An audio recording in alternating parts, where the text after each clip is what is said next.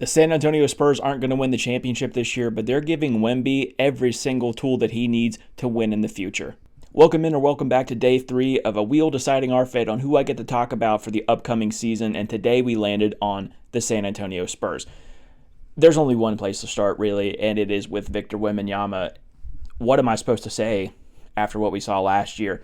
I do want to say that there was some contention on whether he was a unanimous or deserved to be a unanimous Rookie of the Year, but well-deserved. He was arguably the greatest rookie that we've seen last year, and to be a rookie, to lead the league in blocks with 3.5 a game, and to be second in Defensive Player of the Year voting is nothing short of amazing.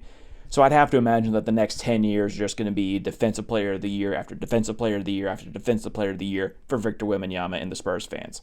Wemby had an interesting summer, to say the least. I think that a lot of people had favored France, even though LeBron created the L'Avengers to take gold in Paris. But having the Olympics on home turf and the late season progress that we saw with Victor Wembanyama at the end of the NBA season, we all kind of assumed that there was a good chance that if anyone was going to upset the United States, it was going to be France.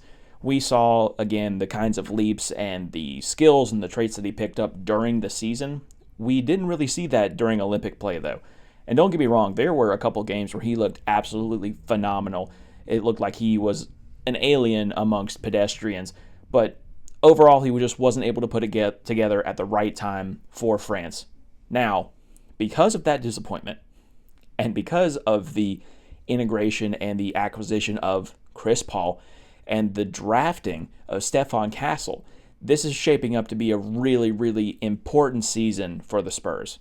With Wemby already working on each little aspect of his game that he wants to improve on this summer and for the upcoming season, adding one of the greatest point guards of all time and probably a top 2 facilitator of all time in Chris Paul, pairing him with Wemby is so important and is so valuable for Greg Popovich and that Spurs organization, only because of what Chris Paul and the learning tree of Chris Paul could give to Wemby. And not only that, to Stephon Castle himself. Again, Chris Paul is one of the greatest minds that the game has ever seen. So if he can get into a situation where he is just spamming the shit out of pick and rolls and pick and pops with Victor and showing him how to get open, how to use the screen, how to get both him and Chris open shots while using the screens, is going to open up Wemby's game tremendously. And from point guard to point guard, him being able to mentor Stephon Castle, who was already a dog of a defender, who admittedly needs to polish his game offensively, you're getting so much value out of that Chris Paul acquisition because you are shaping your 2 cornerstone franchises for the next 10 years. I think I was higher than most on Stephon Castle coming out of the draft. I'm a sucker for any kid that comes out of UConn, and I love Dan Hurley as a coach. So him and Donovan Clingan especially, I'll be keeping an eye on for this upcoming season. But for Donovan, I knew of his ability. I knew that he could score on the college level, and I don't want to discredit that. Obviously, every college athlete went way further than what I ever did. But scoring in college and being able to score in the NBA are 2 very different things, and Stephon Castle does not shoot the three-pointer very well.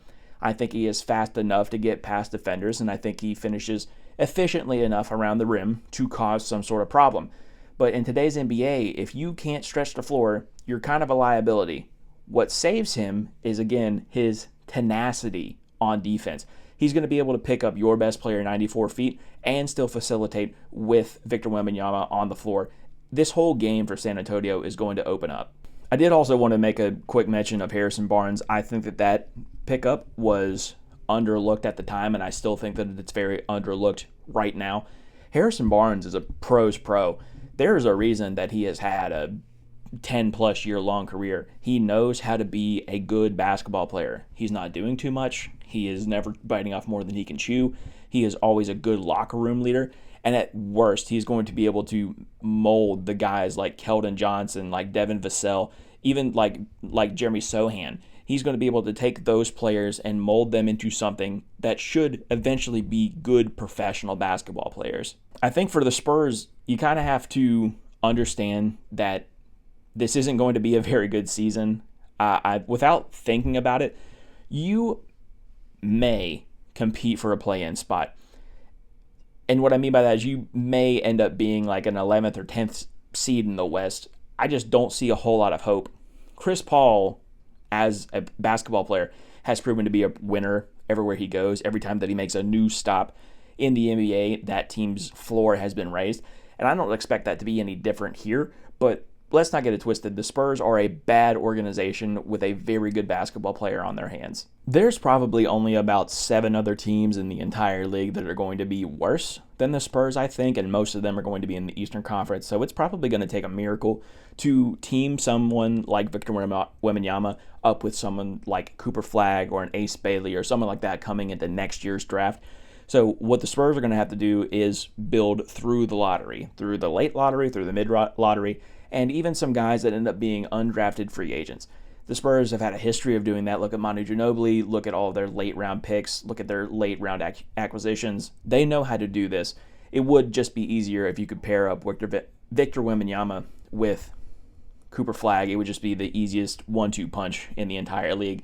But I don't think that they're going to get that lucky. Just going off of my gut, I think that Cooper is actually going to end up being a Detroit Piston. We'll get to that later down the road. But in the meantime, develop Wemby, develop Stephon Castle, and you guys will be fine for the future. Again, I can't underestimate or under-explain how important this Chris Paul acquisition is, because you are adding to his already impressive learning tree. Think what he did with SGA. Look at who SGA is now. I don't think that we get to see this version of SGA without that 1 year with Chris Paul. So if he can do that with SGA, imagine what he can do with Victor and Stephon Castle. That's all I got today. What do you think the Spurs are going to do this upcoming season? Let me know in the comments below. Check my link tree down below so you can check out all my other stuff like TikTok and Twitter and Instagram and all those other things. Be kind. Tell somebody you love them. I'll see you tomorrow.